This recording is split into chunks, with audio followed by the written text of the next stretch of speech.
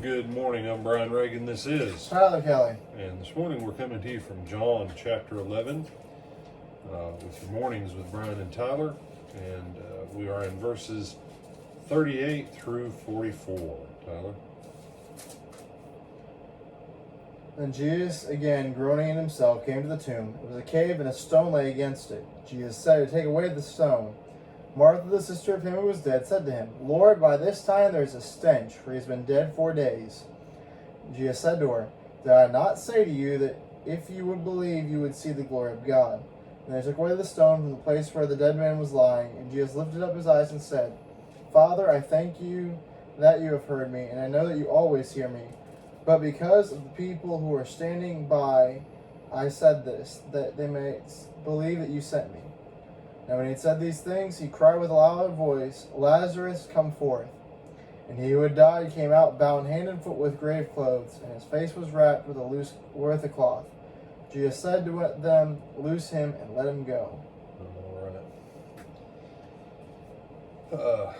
So as we look at this, and again, this is that harmony, that balance of faith and action that corresponds. If Jesus is going to raise him from the dead, then Lazarus needs to be able to come out of the grave or out of the tomb. And so take away the stone. Martha, who was the first one who greeted him with those words of faith back there in verse 21, "Lord, if you had been here, my brother would not have died. But even now I know that whatever you ask of God, God will give you."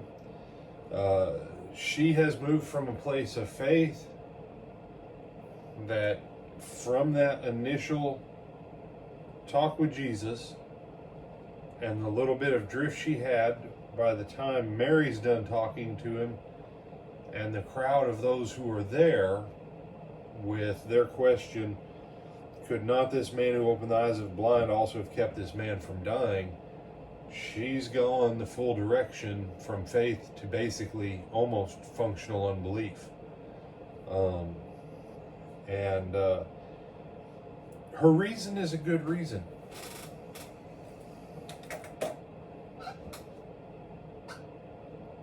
Not every bad idea should be tried out to see if it survives the test of faith.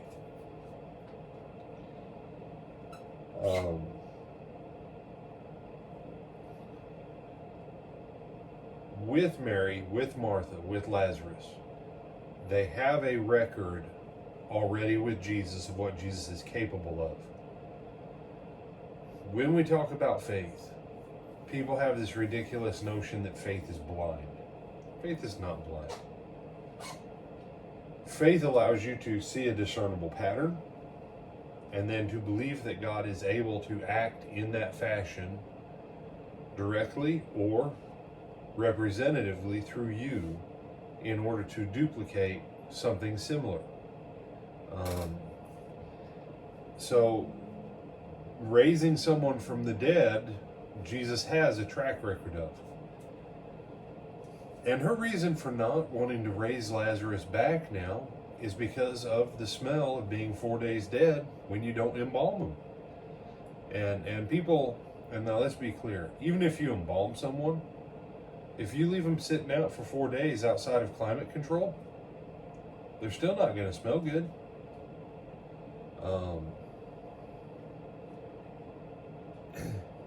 And so logically, from a human perspective, her argument about why Jesus should not do this makes sense.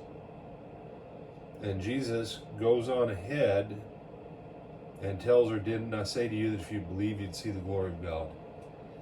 At which point, then they go on ahead and take away the stone from where Lazarus was lying. And Jesus lifted up his eyes and said, "Father, I thank you that you've heard me. I know that you always hear me. But because of the people who are standing by, I said this that they might believe you sent me."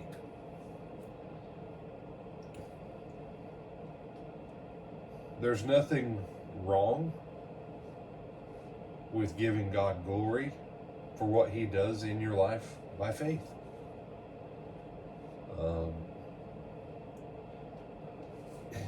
I think, Tyler, that people today confuse arrogance with confidence, and they confuse pride or boastfulness with giving God the glory.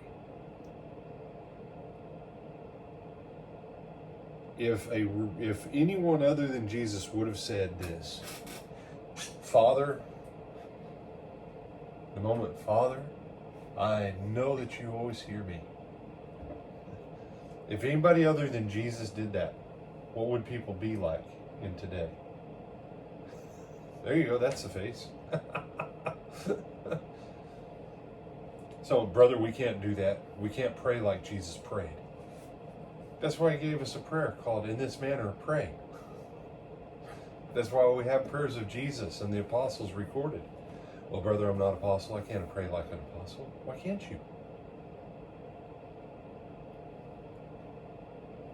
The main reason that we can't do by faith as much as they did by faith is just a matter of belief. He said, brother, I can't raise anyone 4 days dead. Well, at the present moment, I can't either. But I've never set it out to be a goal of mine in faith to raise people from the dead.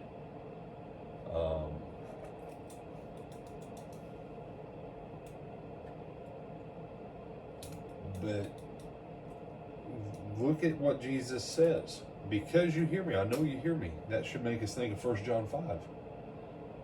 We know that if he hears us, we have the things that we ask of him. Well, that's what Jesus is saying right here. And he says it out loud, gives the Father glory, but he kind of sounds a little bit braggish. Like he's bragging something like, oh, you hear me. I'm the greatest thing since sliced bread. You should be glad I'm talking to you. No, brother, it's Jesus. That's not the way it is. Sure it is. If you quit giving Jesus a pass because he's God in the flesh, and you look at Jesus's actions with the same eye you would look at, say, someone you don't like, you do realize that most of us would end up with the Pharisees and the Sadducees on Crucifixion Friday. Because they didn't give him a break. They were like, yeah, we know you're the Messiah, and we know that means you're the Son of God, and we still don't care. You are making us mad, dude. And how did he make them mad? Because he did stuff they didn't like, and he said stuff they didn't like. And so he says these things, and he cries with a loud voice, Lazarus, come forth. Did you ever see that series, The Bible? No, sir, I don't have cable. I didn't. I tried to watch all of one episode one time. There was so much wrong with it biblically, I couldn't. But in that movie, they had it where Jesus removed the stone, then he went into the tomb and stood above Lazarus' head. Lazarus, come forth. That's not how it happened. Jesus is standing outside the tomb, they move the stone away, and Jesus shouts into the tomb to bring the soul of Lazarus back from paradise to reanimate his body. And Lazarus comes out,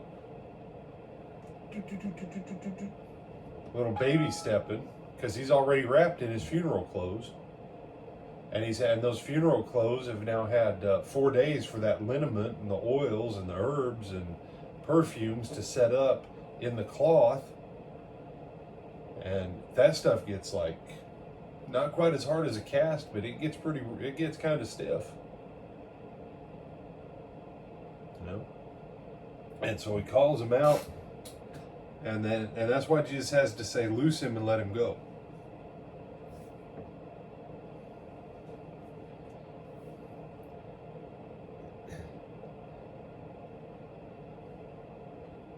Because Jesus is the one who does this miracle. And this one is a miracle.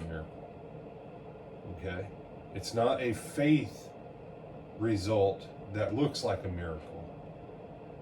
It's a miracle that other people's lack of faith had the potential to throw this thing off.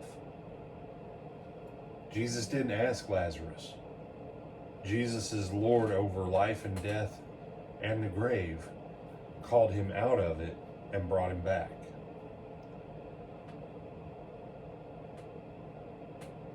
You may not ever consider the possibility of what could I do by faith and say, I wonder if I could raise someone 4 days dead. I'm not asking you to do that, but I am asking you, which person of all these things that we've looked at do you have the most in common with? And as we close out this final miracle of Jesus that we'll look at, I want to say thank you for sitting through all these miracles with us. But ask yourself, where do you really fall? Are you thinking like Jesus? Are you thinking like Mary, like Martha, or like the crowd?